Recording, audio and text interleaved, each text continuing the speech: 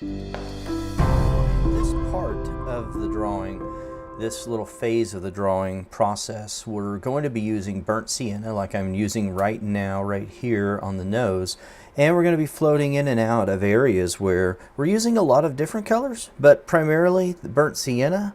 We're going to be using burnt ochre and brown ochre, and in varying degrees of those particular pencils from the Luminance brand by Caran d'Ache. So we're going to use the 10% full strength and the 50% as well. So I'm trying to be very careful over here on that left side of the face, our left, and I'm wanting to make a distinction between where that cheek is and where that nose begins. And so I want to very subtly increase the value right there at the edge of the nose and where we're able to see the cheek, and then I want to fade that out into the cheek area. And the way to do that very convincingly is to be able to have just this edge over here that finally fades into the white of the paper or into the other values that we already have set in this particular portrait. And what happens then is I can create sort of this pinnacle, this high point on where the cheek actually is, and our mind will be convinced that yes, there's a clear separation here then in the nose and in the cheek. Okay, I'm using that burnt sienna again. I'm trying to increase that color, that tone right here in this deepest shadowed area. And if we take a look at this very carefully and we're paying close attention to the values, and we're going to notice that this underneath the base of the nose, underneath portion of the nose right here, because of the way the light is hitting it, yeah, that's going to have more of a shadow. That's going to be showing more of those darker skin tones than anywhere else on the nose. And so I want to build that value up very slowly, very deliberately, and I want to be very dark in this area. So I'm not going to be using some of the 50% burnt sienna and different colors that are lighter, because this area needs to be darker than the areas up above the nose. And so I want to make sure that I'm paying attention to that. Now, again, I don't really care what pencils you are using. You can use these, but you can use other pencils.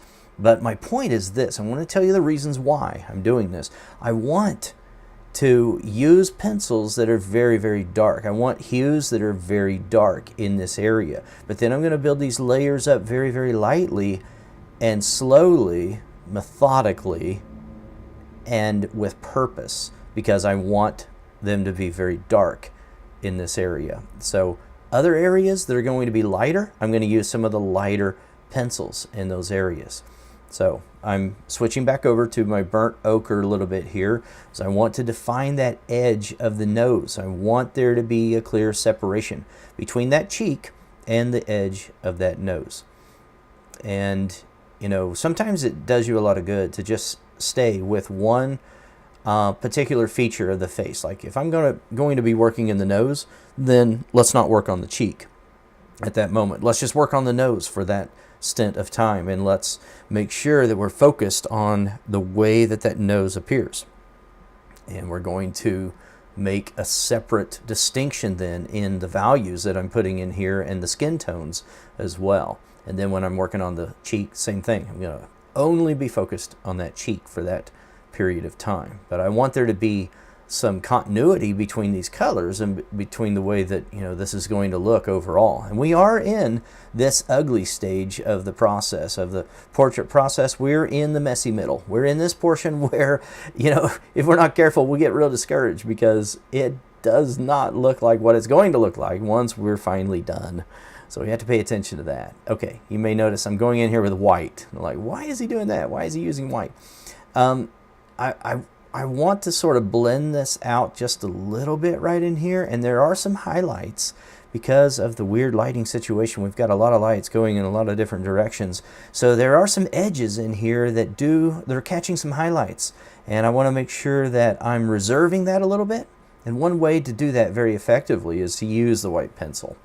Okay, switching over to the burnt sienna, I'm going to fire in a lot of that pigment again in there underneath the nose, the base of the nose. And the reason why I'm floating back and forth a little bit on this is because I'm trying to build up all these values at the same time. Now, that doesn't mean you necessarily have to do that. If you're somebody who, you like to just work in, one area at a time, like on that edge of the nose, and you build that up the entire time, I am not going to try to change you from being that type of artist.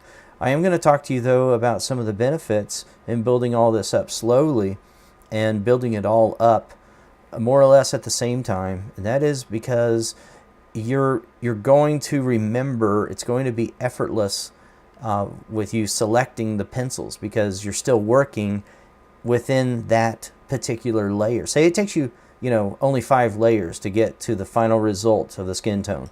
Then if I build up 5 at a time in one area to the exclusion of all the other areas, once I go to a new area, I may forget exactly how I handled that area. This is the reason why I advocate for building up the skin tones all at the same time. So I'm working a little here, and then I'm moving around, working a little there, within that same color scheme, within the same skin tone area within that layer. And so, for those of you who have been following along with this for a while, you know exactly what I'm talking about. So again, you remember with that dark indigo on in the nose area here and all the dark areas of this portrait, we didn't put a lot of light colors in. For example, I didn't put the pink, that luminance pink, in here because I wanted to reserve these areas for most of the darkest colors that I'm going to be using. I'm going to come back in here then with that burnt sienna to make sure I get all those dark skin tones in there. That is going to be one of the darkest areas. So yeah, I'm going to layer it with a dark blue and with a dark red. And I may layer it with something else by the time we're done. Going to work on that shadow over there by the edge of the nostrils, the edge of the nostril over here on this right side, because there's a light. It's coming from the top right area and the top left, and so it is creating this shadow over here by the edge of the nostril and underneath there by the base of the nose and by the septum.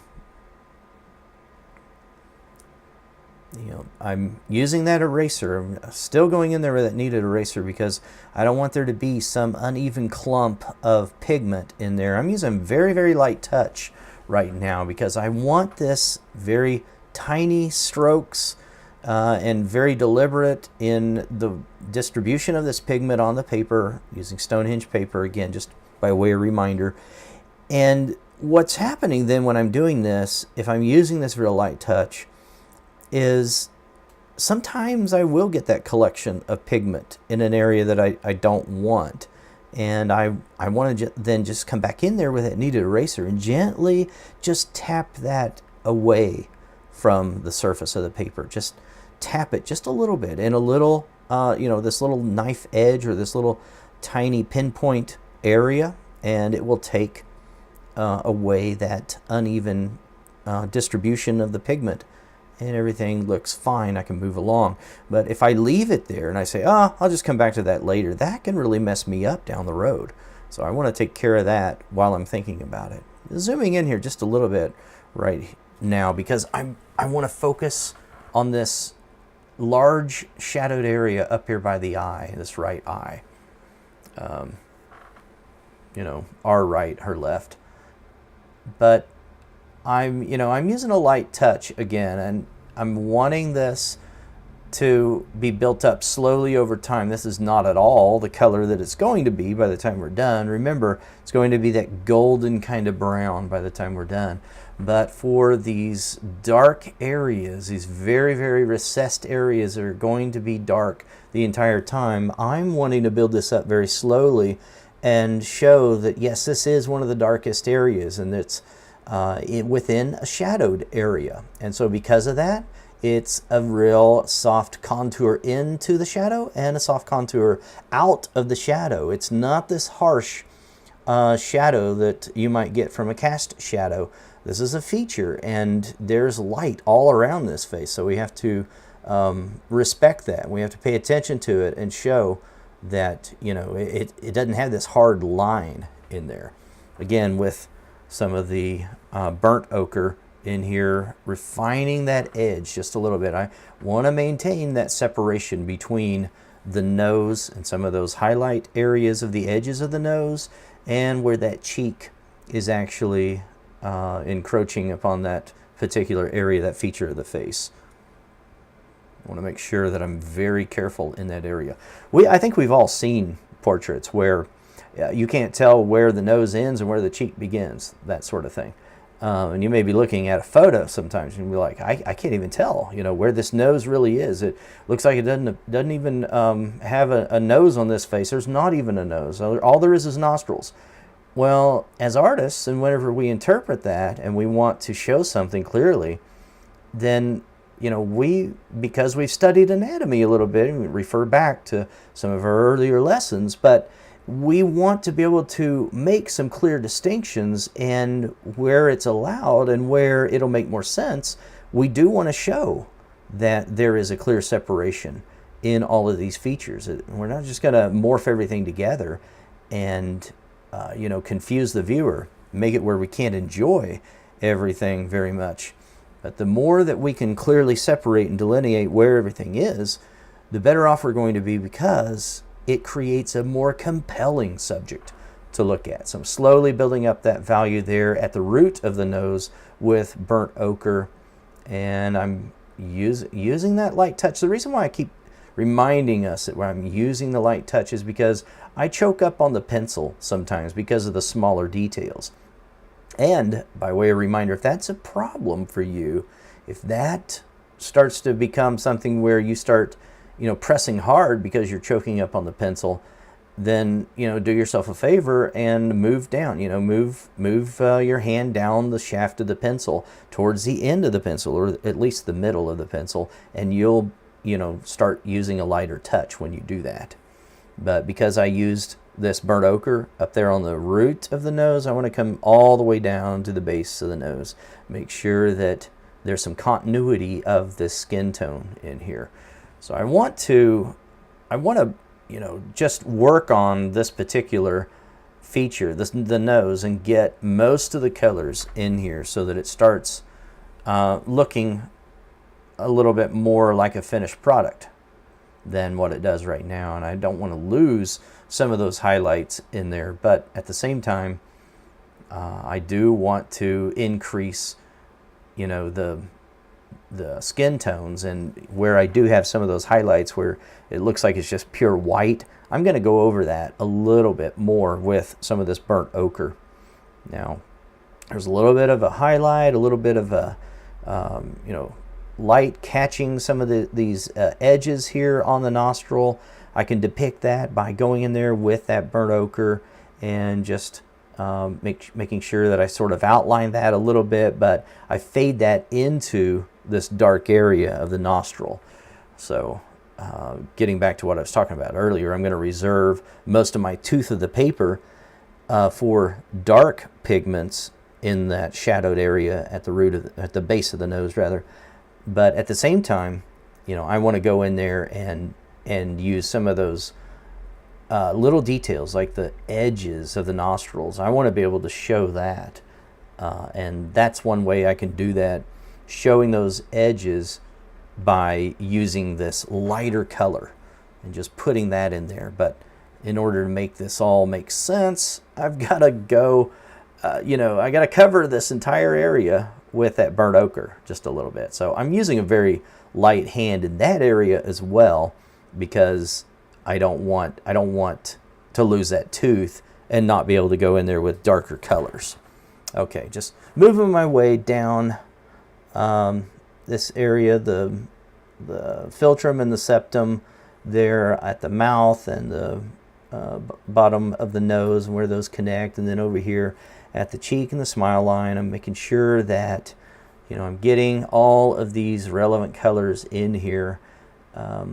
again, by the time I'm done, I want to make sure I've covered all of this pink, this entire pink layer that we laid down. This is the reason why I'm magnifying this so much, so you can see all of this detail as we're working in here, just to make sure that it's clear what we're doing and that you're able to see everything. You know, I'm trying to cover up that pink. I mean, that's my point of doing this. Now, if I want to bring that back out and I say, oh, actually, there's a little more pink in this area, and because I went in here with burnt ochre everywhere, it's not looking very pink. You know, I can go back in there and I can put more pink on top of it. So just keep that in mind. But if I'm covering that pink in all of these areas, then if I'm noticing that it's getting covered in this mouth area, but I've neglected the cheek, then I need to go back over there, over to the cheek area, and cover it over there as well. Because again, I want that layer to be very consistent. Sometimes it works just stepping up and stepping away from it, and getting back away from it, maybe 10 feet even, and just looking at it across the room or something, and just saying, what's it looking like? Am I getting all these layers in here in a balanced kind of way? Or, is it starting to look like a fun house? Do I have blue here, yellow here, pink here, that kind of thing? So I'm moving all the way around everywhere with that burnt ochre. I'm making sure that I'm covering everything when I'm doing that.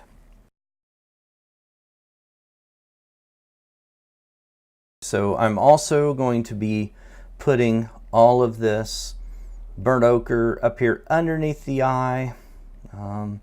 There's a lot of that right there underneath the eye, and that bottom eyelid it looks nearly white right now. And now, we did put that dark indigo in there, but the skin texture is a little bit different in that area. This is, some skin that has a lot of noticeable texture, and there appears to be, some uneven and not very smooth looking skin underneath the eye often. And so we're able to show that, and we want to depict that. We want to show that there's some unevenness in this particular area of the skin. I think it just adds to the realism when we do that. Keep that in mind. Think about this. This is different than the skin on the nose. This is different than the skin around the mouth and any other area. This is different even from the skin in much of the upper eyelid. It looks very, very different. So this is something that we have an opportunity to be able to depict some of the details. Okay, in the next clip, we're going to be using mostly burnt sienna, so can't wait for that.